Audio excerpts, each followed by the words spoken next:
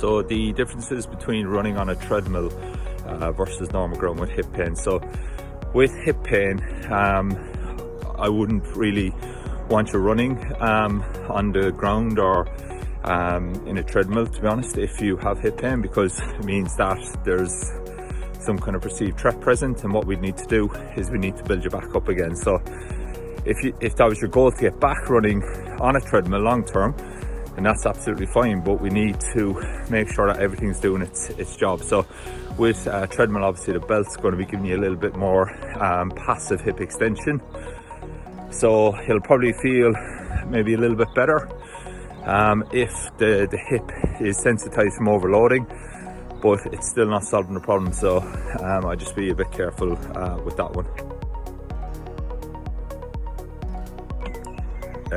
Really good question about working with demotivated patients, and I think this is always the tricky one.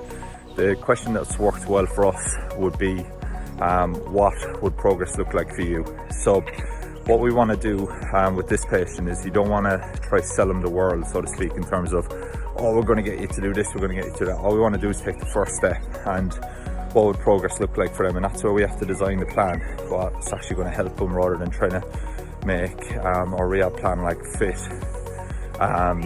or them fit into our rehab plan. We need our rehab plan to fit into their lifestyle, and ultimately their self-esteem and confidence is rock bottom, and what you want to focus on rather than the rehab exercise is, right, what can I get this person to do or help this person to do within their remits of their pain and the pathology that's going to get them a little bit of progress.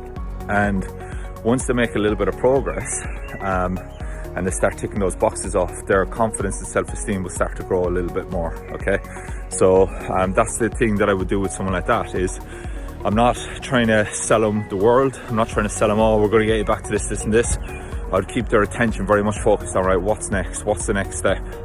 What would progress look like for you? And design a rehab plan to get them some wins there. That's ultimately designed, all these progressions every week is designed to build their confidence and self-esteem up. And then once they start to believe in themselves, they see the progress, they see it's possible, then we tend to get the momentum effect. And then the other thing I use as well a lot with these people is breathing. So again, with these people, you mightn't necessarily want to use just nasal breathing.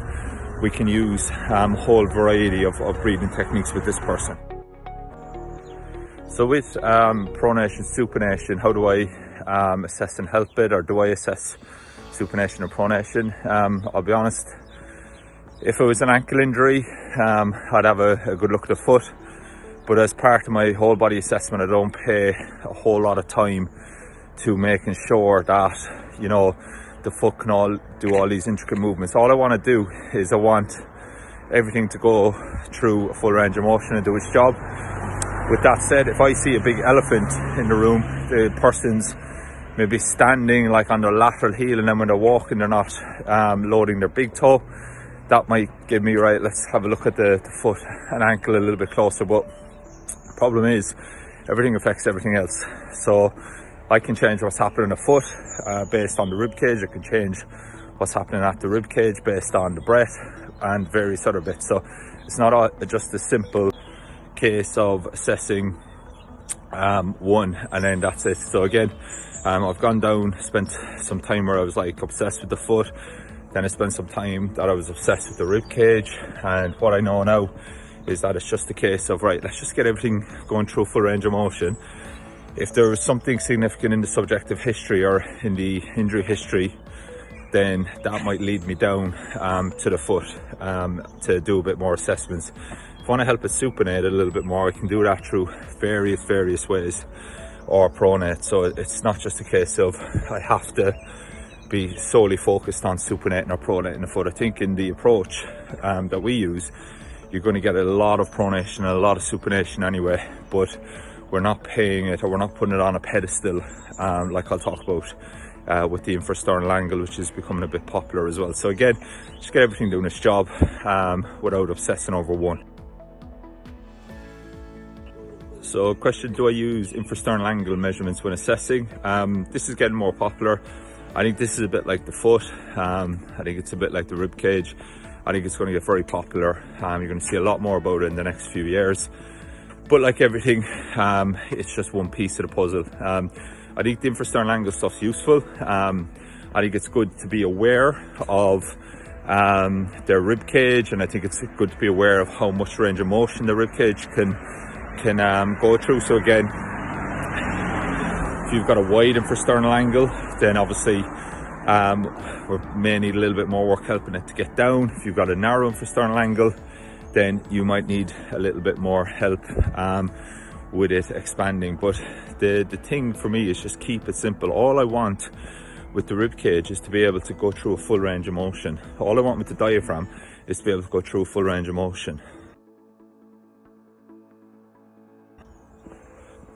The non-therapist being my mentorship group, that purely comes down to if you've got a problem that I can help you solve, and if I'm sure of it that you're going to get value from the mentorship. And then the second thing is that I'm sure that you're motivated, you're hungry enough to work, and you're going to actually do the work when you come into the mentorship. So they're ultimately the three main things that we look at when you talk to myself or the team. They're the three things that I'm asking myself is, have you got a problem that we can actually help you with? Okay. And for a lot of therapists, that problem is getting that clarity to make sense of the person's injury history, make sense of what they're seeing in the assessment, keeping it very simple without getting overwhelmed, without getting into this voodoo stuff, and actually have the skill sets to implement the treatment plan that's going to help someone get lasting change. Okay, so that's what the mentorship's about. Because the most dangerous number in business is 1, okay? And that's where if you've only got one approach to something and that's not helping somebody, then you know you're leaving yourself liable there. And that's why we have to develop a full 8 pillars that I talk about in the mentorship of subjective, objective, having the clarity to design a treatment plan, explain that plan to the patient, use your hands, use a low-level coordinative exercises, more higher level loading through the great exposure, and then building the resilience with the strength. So for me, I want to see the rib cage elevate, externally rotate. Then when they exhale, I want to see the rib cage, can it go down, can it depress, can it retract, can it come back? Retraction is when your internal obliques obviously are pulling it in its plane. And it's that simple for me, okay? I don't like to complicate things, and I think it's going to get more popular. I think it's useful, but it's not the be all and end all.